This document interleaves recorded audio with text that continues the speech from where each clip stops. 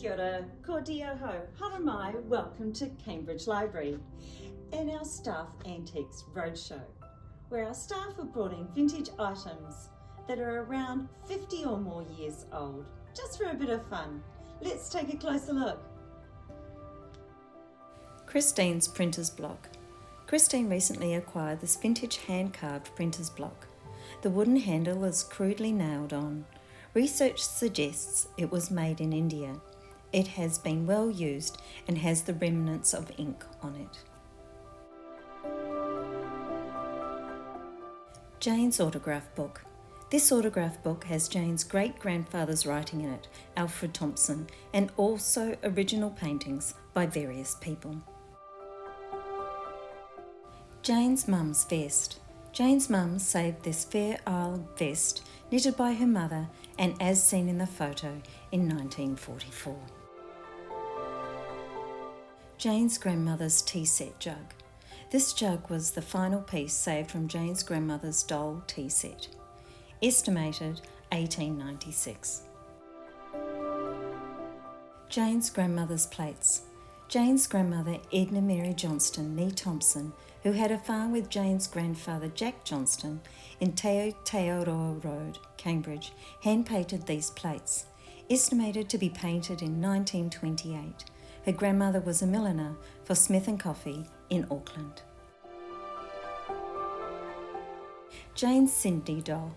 Pictured here dressed in her original clothing. She received this as a gift from her nana in June 1966, along with handmade clothing she had made, and she looks just like the picture in the book we hold in the library.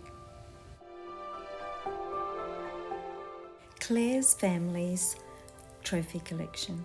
Claire's mother's aunt and uncle Hinamua and Charlie Rains, who lived in Franklin Road, Ponsonby, owned and showed Mahuta, the award-winning dog from the 1920s and early 1930s. When Hinamua died, Charlie's trophies and certificates went to Leonie, Claire's mum's cousin, who was a dog breeder and lover of King Charles Spaniels. When Leonie downsized in 2012, the cousins decided the china and cabinet and trophies should go to the next generation of dog people, and that was Claire. Dee's necklace and earrings. This costume jewellery belonged to Dee's grandmother.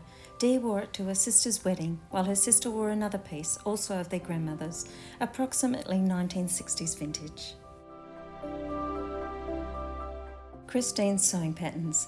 Sewing patterns that belonged to Christine's grandmother and mother. Mostly used, one still in the packet. These are from the 1940s and 1960s, bought from different places including Pollock and Milne in Hamilton. Christine's sewing machine. Hand-operated, wheel-driven sewing machine by Frister and Rossman. Intricately decorated, black and gold painted metal set into a wooden platform that it is sitting on. It has a measuring band across it with Frister embedded at the left and Rossman embedded at the right. The lock latch on the left end. An old reel of black cotton sits on the top.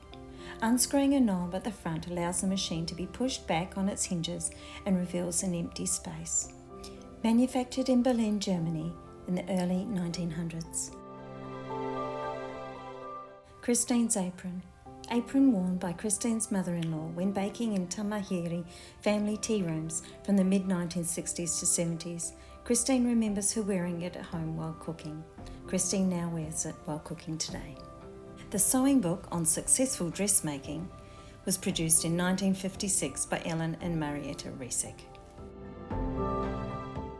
Passion fruit culture. Christine uses this when she needs information on growing passion fruit. Produced by the New Zealand Department of Agriculture, revised edition 1955. Badine's letter, Bible and hymn book. Badine's great-grandfather, A.P. de Klerk, sent this letter together with this little Bible and hymn book to his young son, C.J. de Klerk, from the prison concentration camp he was put in during the Boer War. He lived in Cape Town, and because Cape Town was a British colony, he was expected to fight for the British against his own people. And he refused and got incarcerated as a traitor for it.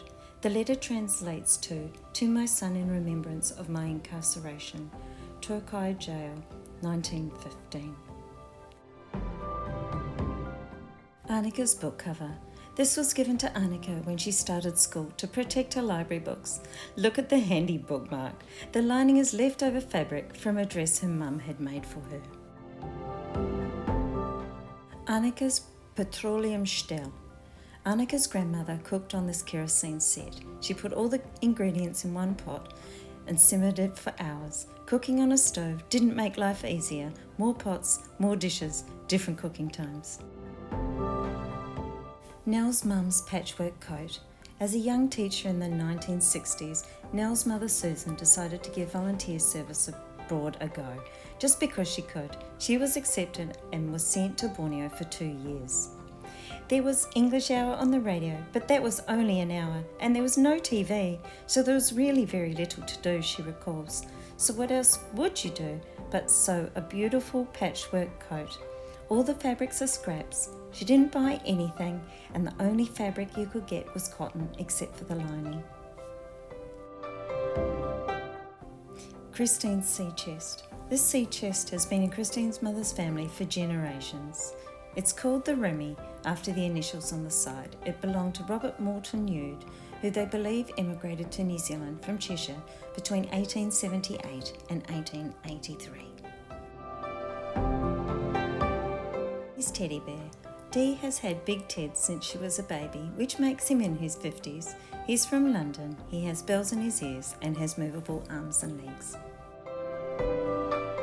His dad's vintage board shorts date back to around the 1960s. They're very, very short. Heidi's cutty sark. Heidi went to the UK to visit family a few years ago and spent some time visiting and exploring the restored cutty sark in Greenwich. Nanny the Witch is Cutty Sark's figurehead. Just like the ship herself, she takes her name from the Robert Burns poem Tam O'Shanter. In the poem, Tam is chased by a witch called Nanny. Nanny is dressed only in a cutty sark, an archaic Scottish word meaning a short nightdress. The tray used to live in her grandmother's house. She brought it over with her from England. It now lives as a treasured piece of art and family history on the wall at their house.